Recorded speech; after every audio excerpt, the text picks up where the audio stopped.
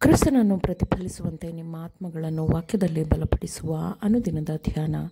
ಇಂದಿನ ಧ್ಯಾನದ ಶೀರ್ಷಿಕೆ ಆತ್ಮದ ಅಲಂಕಾರವಾದ ತಾಳ್ಮೆ, ನಮ್ರತೆ.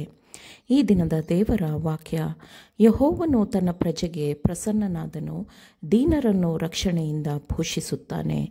ಕೀರ್ತನೆಗಳು 149 ಅಧ್ಯಾಯ 4 ವಚನ. ಪರಿಶುದ್ಧತೆಯ ಅತ್ಯಮೂಲ್ಯವಾದ ಫಲವೆಂದರೆ ಅದು ದೀನತೆ, ನಮ್ರತೆಯ ಅನುಗ್ರಹವಾಗಿದೆ.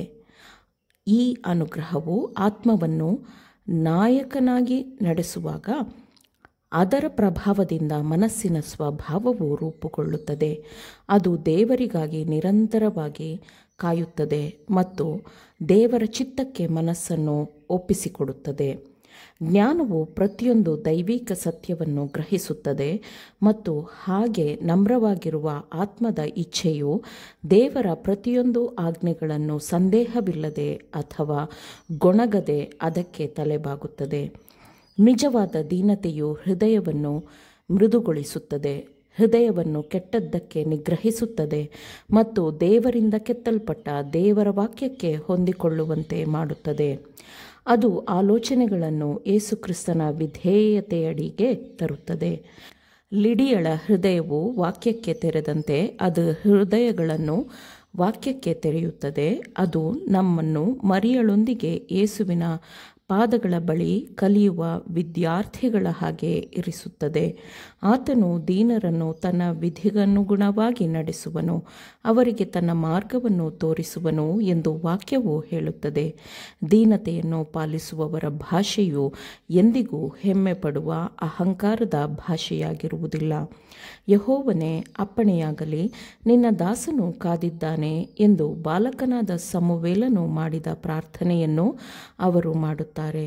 ಸೌಮ್ಯತೆಯು, ದೀನತೆಯು ಕ್ರಿಸ್ತನ ಶಾಲೆಯಲ್ಲಿ ಪರಿಗಣಿಸಲ್ಪಟ್ಟ ಆತ್ಮದ ಫಲಗಳಲ್ಲಿ ಒಂದಾಗಿದೆ. ಇದು ಪರಿಶುದ್ಧಾತ್ಮನಿಂದ ಪರಿಶುದ್ಧವಾಗಿ ಮಾಡಲ್ಪಟ್ಟ ಅನುಗ್ರಹವಾಗಿದೆ ಮತ್ತು ಅದನ್ನು ಹೊಂದಿದವರಲ್ಲಿ ದುಡುಕಿನ ಉದ್ರೇಕಕಾರಿ ಕೋಪವನ್ನು ನಿಯಂತ್ರಿಸಲು ಸಹಾಯ ಮಾಡುತ್ತದೆ.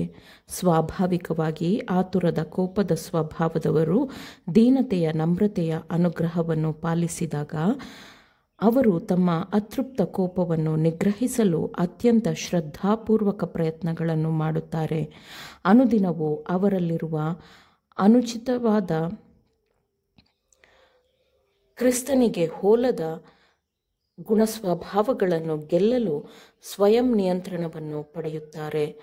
ಪ್ರತಿಯೊಬ್ಬನೂ ಕಿವಿಗೊಡುವುದರಲ್ಲಿ ನಿಧಾನವಾಗಿಯೂ ಇರಲಿ, ಕೋಪಿಸುವುದರಲ್ಲಿಯೂ ನಿಧಾನವಾಗಿರಲಿ ಎಂದು ವಾಕ್ಯವು ಹೇಳುವಂತೆ ಆ ಆಜ್ಞೆಯನ್ನು ಪಾಲಿಸಲು ಬಲ ದೊರಕುವಂತೆ ಅವರು ದೈವಿಕ ಮಾದರಿಗೆ ಒಗ್ಗಿಕೊಳ್ಳುತ್ತಾರೆ. ಸೌಮ್ಯತೆಯು, ದೀನತೆಯು ಆಂತರಿಕ ಅಲಂಕಾರವಾಗಿದೆ. ಇದನ್ನು ದೇವರು ಹೆಚ್ಚಿನ ಮೌಲ್ಯವಾದದ್ದು ಎಂದು ಪರಿಗಣಿಸುತ್ತಾನೆ. ಇದು ಚಿನ್ನ, ಮುತ್ತು ಮತ್ತು ಮೌಲ್ಯಯುತ ದುಬಾರಿ ವಸ್ತುಗಳಿಗಿಂತ ಹೆಚ್ಚು ಶ್ರೇಷ್ಠವಾದದ್ದು ಮತ್ತು ಮೌಲ್ಯಯುತವಾದದ್ದು ಎಂದು ಆತನು ಹೇಳಿದ್ದಾನೆ.